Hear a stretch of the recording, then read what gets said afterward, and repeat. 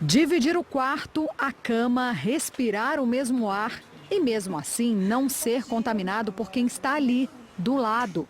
Há quase um ano a Covid levou o Eric para a UTI e até hoje ele tem sequelas. Qualquer distúrbio auditivo que eu tenha no momento, qualquer distração efetivamente, eu perco a linha de raciocínio e acabo tendo que recomeçar a tarefa múltiplas vezes. A mulher dele, Thaís, nem chegou a ser infectada. Não foi uma prevenção maior minha e um descuido dele, não foi nada.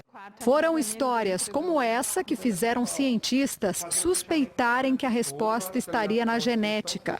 O Centro de Pesquisas sobre o Genoma Humano da USP recrutou voluntários e depois de quase um ano de estudos com o sangue de 86 casais com o mesmo perfil, começou a desvendar os motivos. Características como a altura e a cor dos olhos de uma pessoa são determinadas por vários genes, o que possibilita uma infinidade de combinações diferentes. Os cientistas explicam que é a mesma coisa com a Covid. Muitos genes podem influenciar a gravidade da infecção. Tem gente que desenvolve a forma grave da doença e morre. Outros que se curam, pessoas que têm quadros leves, outros sem sintoma nenhum. E tem quem não se infecte. Ao focar em alguns genes que controlam a resposta imunológica do nosso organismo contra o vírus, o estudo apontou que havia uma diferença entre as pessoas infectadas e as resistentes. A diferença está em alguns genes que sinalizam para o sistema imunológico que alguma coisa está errada.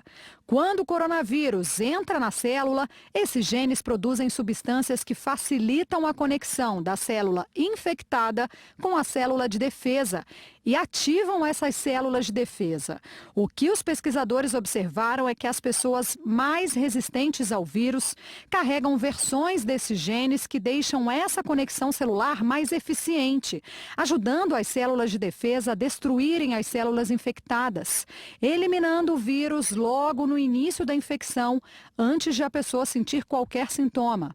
Os pesquisadores se surpreenderam ao ver que a diferença entre quem se infectou e quem não acontecia no momento em que o vírus entra no organismo e não depois que a infecção já se instala no corpo.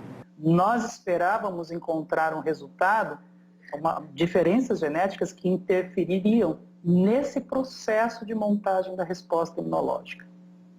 E no fim o que nós encontramos foi uma diferença entre os indivíduos resistentes e os infectados em genes que controlam o primeiro contato. Os resultados da pesquisa ainda são preliminares. O estudo continua e, quando estiver concluído, pode ajudar a enfrentar o vírus. Se a gente descobrir realmente que esses genes têm a ver com a resistência, a gente poderia manipular os genes de modo a aumentar a expressão de um ou diminuir a expressão do outro para as pessoas ficarem resistentes, né? Então, seria um novo caminho de tratamento. Assim como deve ser, o Eric e a Thaís continuam se cuidando. O mecanismo exato, né, dessa proteção genética ainda tem muito a ser estudado. Então, enquanto isso não for muito bem definido, a gente não tem como baixar a guarda mesmo, né?